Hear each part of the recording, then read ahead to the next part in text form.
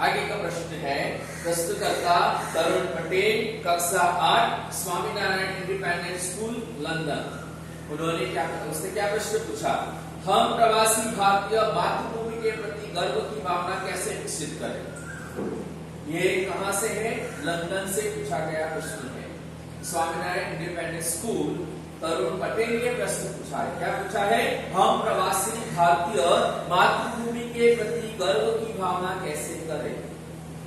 मातृभूमि के प्रति गर्व कैसे करें, विकसित करें? उन्होंने जवाब दिया, डॉक्टर कलाम ने क्या कहा? भारतीय मूल का कोई भी व्यक्ति एक बृहद भारतीय परिवार का अंग है और उससे हमारे देश की सांस्कृतिक विरासत पर गर्व है। उन्होंने क्या कहा? भारतीय मूल का कोई भी व्यक्ति, यानी भारत में जन्मे और विदेश में जाकर स्थायी हुए, वो भारतीय मूल के लोग, भारत में जन्मे और विदेश में जाकर स्थायी हुए, उनका परिवार वहां पे विकसित हुआ, वो वहां पे धंधा रोजगार या नौकरी करते हैं, लेकिन उनका मूल तो भारतीय ही है। यहाँ पर जन्मे और विदेश में जाकर उन्होंने अपना व्यवसाय प्रारंभ किया, तो वो भारतीय मूल के हुए। क्या लिखा? भारतीय मूल का कोई भी व्यक्ति एक बृहद भारतीय परिवार का अंग है। भारतीय मूल का व्यक्ति बृहद भारतीय परिवार का अंग है और उसे हमारे देश की सांस्कृतिक विरासत पर गर्व है और उन्हें हमारे भारतीय सांस्कृतिक विरासत पर गर्व है और होना चाहिए। सौभाग्य से आप लोग ऐसी स्थिति में है कि अपनी मातृभूमि से अच्छी तरह से जुड़े हुए हैं और यही आपके लिए गौरव की बात है। सौभाग्य से, डॉक्टर कलाम ने क्या कहा? सौभाग्य से आप लोग ऐसी स्थिति में है कि अपनी मातृभूमि से अच्छी तरह से जुड़े हुए हैं। आप सौभाग्य से, ये अच्छी बात है कि आप अपनी मातृभूमि से जुड़े हुए हैं और यही आपके लिए गौरव की बात, यही आपके लिए गौरव की बात है, ऐसा डॉक्टर कलाम ने कहा। प्रश्नकर्ता, आगे का प्रश्न है, प्रश्नकर्ता सत्य, कक्षा 10, जिला स्कूल, मुंगेर। उससे प्रश्न किया है, जो भी बच्चे आपसे मिलते हैं वे कहते हैं कि वे एक प्रसिद्ध वैज्ञानिक, इंजीनियर, डॉक्टर आदि बनना चाहते हैं, पर किसान, मजदूर और कलाकार भी किसी राष्ट्र के लिए उतने ही महत्वपूर्ण हैं। हम ऐसे ही परिवारों से आते हैं, हमारे लिए आपका क्या संदेश है? आप लोगों को पूछा जाता है कि आप क्या बनोगे, तो कोई डॉक्टर बोलता है, कोई इंजीनियर बोलता है, बराबर। यहाँ पे इस बच्चे ने क्या कहा है कि एक प्रसिद्ध वैज्ञानिक, इंजीनियर, डॉक्टर आदि बनने के लिए सब कहते हैं, पर किसान, मजदूर और कलाकार भी किसी राष्ट्र के लिए उतने ही महत्वपूर्ण है। हम ऐसे ही परिवारों से आते हैं, तो हमारे लिए आपका क्या संदेश है? सब डॉक्टर, इंजीनियर बनना चाहते हैं, कोई डॉक्टर बनना चाहता है, कोई इंजीनियर बनना चाहता है। किसी को भी पूछेंगे तो वही बोलेगा कि मैं डॉक्टर बनूंगा या इंजीनियर बनूंगा, या कोई बोलता है कि मैं वैज्ञानिक बनूंगा। सब अपनी अपनी तरह से बात करते हैं, बराबर। तो यहाँ पे बच्चा कहता है, यहाँ पे बच्चा क्या कहता है कि किसान, मजदूर और कलाकार भी राष्ट्र के लिए उतने ही महत्वपूर्ण है। किसान, फिर मजदूर, फिर कलाकार, ये भी राष्ट्र के महत्वपूर्ण अंग है। हम ऐसे ही परिवारों से आते हैं। ये बच्चा क्या कहता है? हम किसान, मजदूर और कलाकार जैसे परिवारों से आते हैं, हमारे लिए आपका क्या संदेश है? तो आपका हमारे लिए क्या संदेश है? तो डॉक्टर कलाम ने क्या कहा? किसान, मजदूर, कलाकार और दस्तकार, ये सभी हमारे राष्ट्र के अभिन्न अंग है। यहाँ पे दस्तकार लिखा है शिल्प का, जो शिल्पी होता है, मूर्तियां बनाता है। किसान खेतों में अनाज पैदा करता है, मजदूर वर्ग होता है जो मजदूरी काम करता है, कलाकार होता है वह अपनी कला का प्रदर्शन करता है, दस्तकार होता है जो शिल्पकार होता है जो शिल्प यानी मूर्तियां बनाता है। ये भी राष्ट्र के अभिन्न अंग है, ये भी राष्ट्र के अंग है। राष्ट्र निर्माण में हमें उन सभी की सेवाओं की समान रूप से दरकार है। दरकार का मतलब है जरूरत। राष्ट्र के लिए क्या लिखा है? राष्ट्र निर्माण में इन सबका भी सहयोग है। जिस तरह से वैज्ञानिक, जिस तरह से इंजीनियर, जिस तरह से डॉक्टर, उसी तरह से सभी क्षेत्रों में अपना अपना योगदान देने वाले लोग होते हैं। सभी क्षेत्र, उनके योगदान से ही भारत का विकास होता है, उनके योगदान से ही भारत एक विकसित राष्ट्र बनने जा रहा है। यहाँ पे क्या लिखा है? राष्ट्र निर्माण में हमें उन सभी सेवाओं की समान रूप से दरकार है। आप सभी को चाहिए कि अपने अपने क्षेत्रों में खूब उन्नति करें। सभी महत्वपूर्ण है। सभी क्षेत्र में जो काम कर रहे हैं वो सभी महत्वपूर्ण है। आपको क्या करना है? अपने अपने क्षेत्रों में खूब उन्नति करनी है। अपने अपने क्षेत्र में खूब उन्नति करनी है। आपकी भी उन्नति होगी और देश की भी उन्नति होगी। प्रश्नकर्ता, आगे का प्रश्न है, प्रश्नकर्ता रोहित चतुर्वेदी, कक्षा 11, इस्लामिया इंटर कॉलेज इटावा। उसने प्रश्न किया है, आप कहते हैं कि भारत 2020 तक विकसित राष्ट्र बन जाएगा, पर निरंतर बढ़ती जनसंख्या और बेरोजगारी इसे संभव होने देगी? उसने प्रश्न किया है कि आपने तो कहा कि 2020 तक भारत एक विकसित राष्ट्र बन जाएगा, लेकिन उसमें जो बाधा रूप है वह है निरंतर बढ़ती जनसंख्या और बेरोजगारी। यह प्रश्न उसने किया तो डॉक्टर कलाम ने क्या कहा? विकास स्वयं जनसंख्या वृद्धि को रोकने की अचूक औषधि है। विकास क्या है? जनसंख्या वृद्धि को रोकने की एक औषधि है। इसमें जन शिक्षा, विशेषकर स्त्री शिक्षा की बात भी सम्मिलित है। इससे छोटा परिवार, सुखी परिवार की मान्यता को बल मिलता है। जैसे जैसे राष्ट्र शिक्षित होगा वैसे वैसे सोच की सबकी सोच भी बढ़ेगी और उससे क्या होगा? छोटा परिवार और सुखी परिवार की मान्यता को बल मिलेगा। भारत 2020 का मिशन यहाँ के युवाओं को रोजगार के पर्याप्त अवसर सुलभ कराएगा। यानी उन्होंने क्या कहा था कि भारत 2020 तक यानी 2020 तक विकसित राष्ट्र बनेगा। उसमें क्या है? बाधा रूप जनसंख्या और बेरोजगारी। तो उन्होंने क्या कहा? जैसे जैसे राष्ट्र शिक्षित होगा वैसे वैसे जनसंख्या वृद्धि में भी कमी आएगी। साथ साथ भारत 2020 का मिशन यहाँ के युवाओं को रोजगार के पर्याप्त अवसर सुलभ कराएगा। ग्रामीण क्षेत्रों में बड़ी संख्या में उद्योग धंधे स्थापित किए जाएंगे। ग्रामीण क्षेत्रों में यानी गांवों में उद्योग स्थापित किए जाएंगे, जिससे जो बेरोजगारी का दर बढ़ गया है उसमें थोड़ी कटौती आएगी, जिससे उन क्षेत्रों में रोजगार के प्रचुर अवसर पैदा होंगे। रोजगार के प्रचुर अवसर पैदा होंगे। आगे प्रश्न किया है, अस्मिता, कक्षा 12, तेजस हाई स्कूल बड़ौदा। आपको ऐसा क्यों लगता है कि 2020 तक भारत विकसित राष्ट्र बन जाएगा? उससे प्रश्न किया डॉक्टर कलाम से कि आपको क्यों लगता है कि भारत 2020 तक एक विकसित राष्ट्र बन जाएगा?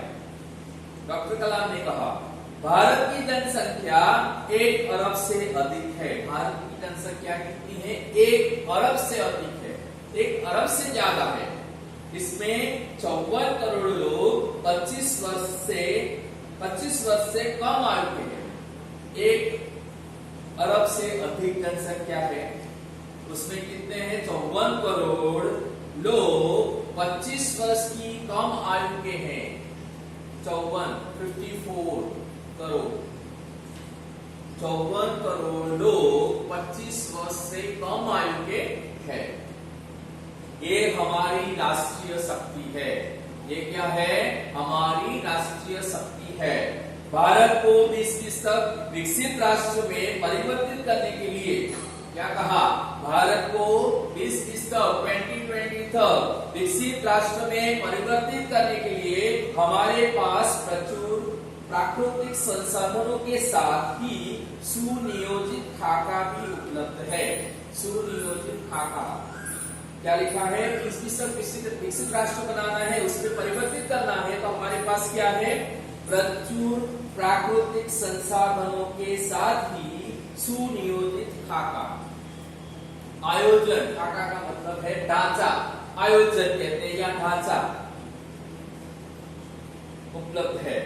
54 करोड़ युवाओं के विचारों की एकता निश्चय ही हमें इसे विकसित राष्ट्र में परिवर्तित करने में सफल होगी। यानी 54 करोड़ 25 वर्ष से कम आयु के युवा वर्ग है, वह हमारी राष्ट्र की शक्ति है और उनकी सोच समझ या और उनकी बुद्धि सामर्थ्य से, उनके विचारों से एक ऐक्यता के कारण हम एक विकसित राष्ट्र में परिवर्तित होने में कोई रोक नहीं सकता, हम सफल होंगे। आगे प्रश्न है, प्रश्नकर्ता एस कार्तिक, कक्षा 12, अमर ज्योति इंग्लिश स्कूल बेंगलुरु। कई छात्रों के बड़े बड़े लक्ष्य होते हैं और आर्थिक तथा अन्य समस्याओं के कारण इन्हें प्राप्त नहीं कर पाते। वे अपना लक्ष्य आखिर कैसे प्राप्त करें? बहुत सारे प्रश्न है। यहाँ पे प्रश्न ये कहा है कि कई छात्रों के बड़े बड़े लक्ष्य होते हैं, आर्थिक और अन्य समस्याएं उसमें बाधा रूप होती है। ये प्रश्न इससे क्या है और डॉक्टर कलाम ने क्या जवाब दिया? स्कूल में पढ़ाई में अच्छा प्रदर्शन करने पर छात्रवृत्ति प्राप्त होती है। आप स्कूल में अच्छी पढ़ाई करते हो, अच्छा प्रदर्शन करते हो तो आपको शिष्यवृत्ति या छात्रवृत्ति दी जाती है, स्कॉलरशिप दी जाती है। क्या लिखा है? स्कूल में पढ़ाई में अच्छा प्रदर्शन करने पर छात्रवृत्ति प्राप्त हो। साथ ही उच्च शिक्षा के लिए बैंकों से ऋण लेने हेतु पात्रता भी बनेगी। आपके अच्छे मार्क्स आए तो आपको शिष्यवृत्ति मिलती है या स्कॉलरशिप मिलती है, शिष्यवृत्ति, छात्रवृत्ति या स्कॉलरशिप मिलती है।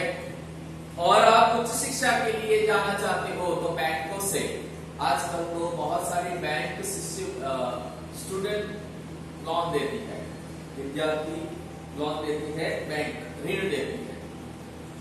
तो क्या लिखा है? साथ ही उच्च शिक्षा के लिए बैंकों से ऋण लेने हेतु पात्रता भी बनेगी। जीवन में उच्च लक्ष्य निर्धारित करने पर बाधाएं तो आती ही है। क्या लिखा है? शिष्यवृत्ति मिलती है, बैंकों से कर्ज मिलता है, बैंकों से ऋण मिलता है। और क्या लिखा है कि आप जीवन में उच्च लक्ष्य निर्धारित करना है, करने के लिए बहुत सारी बाधाएं तो आती ही है। हमें क्या करना है? हमें कठोर परिश्रम, उत्कृष्ट कार्यों से इन्हें पराजित करना होगा। कठोर परिश्रम करना है, मेहनत करनी है, अच्छे काम करने हैं, अपना काम अच्छी तरह से दिखाना है और ऐसे कार्य करने हैं। और इन सब में कठोर परिश्रम और उत्कृष्ट कार्य करने से इन्हें पराजित भी करना है। विघ्न बाधाओं से व्यक्ति को पराजित नहीं होना चाहिए। मुश्किलें आती है, कठिनाई आती है, तकलीफें आती है, उसको देखकर रुक जाना नहीं है, अपने लक्ष्य पे आगे ही आगे बढ़ना है। उन मुसीबतों का सामना करके, उन तकलीफों का सामना करके अपने लक्ष्य की तरफ निर्धारित, अपने लक्ष्य की तरफ ध्यान रखकर आगे ही आगे बढ़ते जाना है, रुकना नहीं है। बहुत सारी मुश्किलें आएंगी, बहुत सारी कठिनाई आएगी, तकलीफें आएगी, हमें रुकना नहीं है। हमारा ध्यान हमारे लक्ष्य की तरफ होना चाहिए, हमारे लक्ष्य की तरफ हमारा ध्यान होना चाहिए, उसमें हमें पीछे हटना नहीं है। आगे प्रश्न है, प्रश्नकर्ता मिथुन के द्वितीय वर्ष बी लेवल SICT अमृतापुरी से प्रश्न किया है, भारत को विकसित राष्ट्र बनाने में राजनीति की क्या भूमिका होनी चाहिए? यहाँ पे विकसित राष्ट्र बनाने में डॉक्टर कलाम का स्वप्न है। डॉक्टर कलाम ने 20 तक भारत एक विकसित राष्ट्र बन जाएगा, ऐसी बात है, वो उनकी सोच थी, उनके विचार थे। अब यहाँ पे प्रश्न किया है कि भारत को विकसित राष्ट्र बनाने में राजनीति की क्या भूमिका होगी, यानी राजनेताओं की क्या भूमिका इसमें होगी भारत को विकसित राष्ट्र बनाने में। उन्होंने क्या कहा? डॉक्टर कलाम ने कहा, जिम्मेदार राजनीतिज्ञ दूरदर्शितापूर्ण नीतियां बनाता है। महात्मा गांधी ने निष्ठा के राजनीतिक सिद्धांत को सत्य, अहिंसा तथा निस्वार्थ भावना में ढालते हुए ब्रिटिश शासकों के विरुद्ध अपनी लड़ाई छेड़ी। क्या लिखा है? जिम्मेदार जो राजनेता अपनी जिम्मेदारी को समझता है, ऐसे जिम्मेदार राजनेता दूरदर्शितापूर्ण नीतियां बनाता है। जैसे महात्मा गांधी ने अंग्रेजों के खिलाफ क्या लिखा था? जैसे महात्मा गांधी ने निष्ठा से राजनीतिक सिद्धांत को सत्य, अहिंसा और निस्वार्थ भावना में ढालते हुए ब्रिटिश शासकों के विरुद्ध अपनी लड़ाई छेड़ी थी। गांधी जी ने सत्य के मार्ग पर, अहिंसा के मार्ग पर और निस्वार्थ भावना से अहिंसा, सत्य, निस्वार्थ भावना से अंग्रेजों के खिलाफ अपना मोर्चा खोला था, लड़ाई छेड़ी थी। वर्तमान राजनीतिज्ञों को अपनी कठिन परिश्रम, उत्कृष्टता और पारदर्शी कार्यों से मार्गदर्शन देना होगा। उन्होंने क्या कहा? वर्तमान राजनीतिज्ञ, वर्तमान राजनेता, उनको कठिन परिश्रम, उत्कृष्टता और पारदर्शिता अपने कार्यों में दिखानी होगी। साथ ही गरीबी रेखा से नीचे रह रहे, साथ ही क्या लिखा है? साथ ही गरीबी रेखा से नीचे रह रहे लगभग 26 करोड़ भारतीयों के उत्थान के लिए भी कार्य करना होगा। गरीबी रेखा के नीचे कितने भारतीय हैं? 26 करोड़, लगभग 26 करोड़ भारतीयों के उत्थान के लिए, यानी ऊपर उठाने के लिए, उनको सक्षम बनाने के लिए काम करना होगा। आगे है प्रश्नकर्ता श्री नंदिता सुबी, तृतीय वर्ष, MGR इंस्टीट्यूट चेन्नई। इससे प्रश्न किया है, रक्षा की दृष्टि से विजन 2020 का लक्ष्य पाने में महिलाओं की क्या भूमिका हो सकती है? रक्षा की दृष्टि से तो डॉक्टर कलाम ने क्या कहा?